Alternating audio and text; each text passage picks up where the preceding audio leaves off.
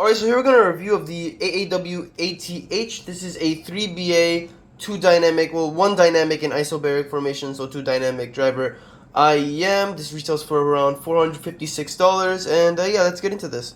You have the box. I think the box looks pretty nice, looks pretty cool. Slide that over here. You got a warranty card. Take it to the side here. Okay.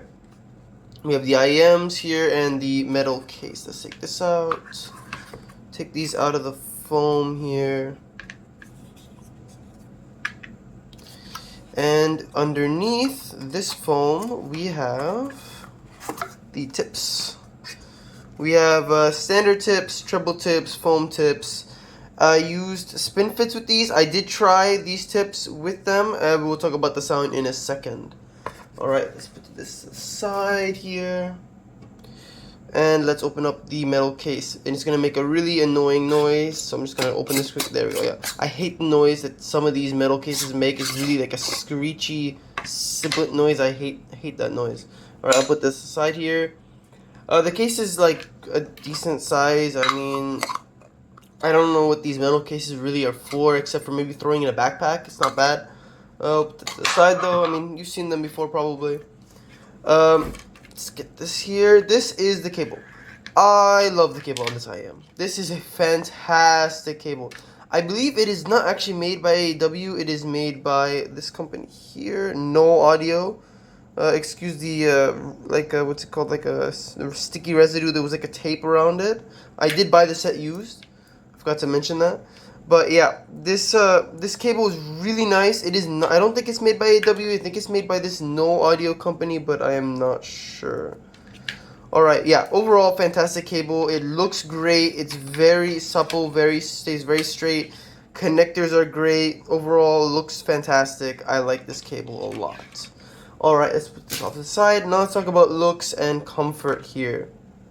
So, first of all, design-wise, I think these look really cool. I really like this whole like wavy gold design on like kind of like, it's like a grayish black, and you can kind of see through the resin here. You can see the drivers, it's especially because I have the light shining directly through it. You can see some of the drivers. You can see the dynamics here in isobaric form. So yeah, and the comfort-wise, it was good. You do have flush tube pin. It was comfortable. I was able to wear it comfortably wise. For around like an hour, 2 hours. Yeah, I could wear it for a decent amount of time. No issues at all with comfort here. It's pretty standard in that aspect. Now let's talk about, you know what, first, before we talk about sound, let's talk about technology. Because I want to say they fit a lot of really cool tech in here. They have a kind of nozzleless BA here. I don't know if you can see that here. Kind of inserted in the nozzle. This is kind of, from what I understand, it is kind of like the TIA technology 64 Audio has, where it's like nozzleless BA that's just coming out of here. I don't really know how it works, but that's pretty much how they described it. And then also it has FeeBay technology. It's by a company called Custom Art. Pretty much it is a technology where, according to their marketing, says that it keeps the BAs all at a constant impedance. I think like maintaining a flat impedance is what they say, where it wouldn't, your IEMs, the sound would vary less depending on the source. Like something that wouldn't have FeeBay technology supposedly would have more variance depending on what source it's plugged in than something with FeeBay technology like this. That's what they say. I don't know how it works. I don't know if it does work. I'm just saying what the marketing says. Anyway, so given all that, it has this nozzleless, they call it Nova technology BA, and then, you know, it's a 3BA dual dynamic graphene driver dynamics, okay, and all that, FeeBay, nozzleless, isobaric dynamic. You think this must sound amazing. It sucks. It sucks. This is the worst, one of the worst IEMs I have ever heard. It's annoying. It's annoying a little bit too, because I really wanted to like these. First of all, they look really cool. I like the way they look. They look awesome. Okay, they're comfortable. I like the cable, which they didn't even make, but I do like the cable. I don't think they made it, at least. I really like the cable. I think that the technology sounded really like it would be really interesting. Everything was fine, except the one important thing, which is the sound. They do have tuning switches. They have two switches here. One I'm assuming for bass, one of them for highs. I tried the combinations here, and the best tuning was with both of them on the on setting. And let's go bass, mids, highs here like I always do. Bass. This is surprisingly the best part of the IEM. And it's bad. It's boomy, it's pronounced, but I guess the hit is decent. It does have a little bit of sub bass in there, a little bit of what do you call it? Impact. The bass has impact, but it's still boomy. It lacks detail. It's overall, it has no texture. It's poor quality bass. Really bad. Something you would see in maybe a Delta Airlines earbud. Now going on to the mid-range. The mid-range has some of the worst BA timbre I've heard in my life.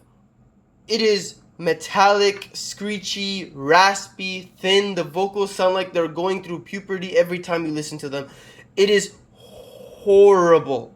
Horrible vocals. I actually couldn't stand it. Because also when you go to the upper mid-range here, female vocals, it was actually sometimes like the ch noises, the ts noises is like painful almost to listen to. Very uncomfortable. I did not like the way the mid-range on these sounded at all. Treble was unbalanced, poor detail. Overall, it was peaky. It sounded wrong.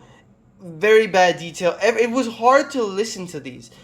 I couldn't really test them for very long because after around like 5 minutes of listening to this, I was like, I don't want to listen to music for the rest of the whole day on anything anymore. My ears are tired. Like, this is exhausting to listen to. It sounds terrible. And it's a shame because really they seem to have done everything else right, and they seem to have the really impressive technology in here, but that technology isn't making it sounding good, so there's no point. It sounds bad. And I know it's not just me because I had a friend come over. He came over. I said, hey, try these out. He tried them out. His first words were, why is it so muddy? That's how bad these are. These are terrible. I was ranting too hard, so let me just say, I forgot to put this in the video, that the tips I used were the spin fits because these were the best soundings of the other ones. The other ones made it even worse somehow. I tried all the tips, they all sounded poor. Okay, there's not much else I can say. This is a pretty short review. I mean, there's nothing else I can say except these are bad. Oh yeah, imaging and soundstage. I really didn't notice anything amazing here. Soundstage was fine. It was like this. It was like decent. Imaging wise, I mean, the whole sound sounded so bad. I really couldn't really tell. I mean, it's like one of those things where the frequencies all sounded so bad. I'm not even paying attention to the imaging anymore. Where is it coming from? I don't care. It sounds bad. It hurts my ears. I want to take them out. These are really awful. Anyway, that's pretty much it. I can't recommend these at all. That's about it. See ya.